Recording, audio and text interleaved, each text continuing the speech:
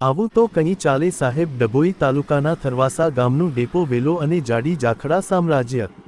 ડભોઈ તાલુકાના થરવાસા ગામનું bus station ઊભું રહેવા માટે પણ જગ્યા નથી। આગળ પાછળ જાડી ઝાકળ ઊંઘી ગયા હોય એના કારણે ચોમાસા દરમિયાન આજુબાજુ જંગલી વેલો અને ગાંડા ઝાડી ગયા છે, જેના કારણે બસ સ્ટેશનમાં ઊભું રહેવાની પણ જગ્યા ન હોય। જો વરસાદ પડે તો ક્યાં ઊભું રહેવું એક મોટો સવાલ છે।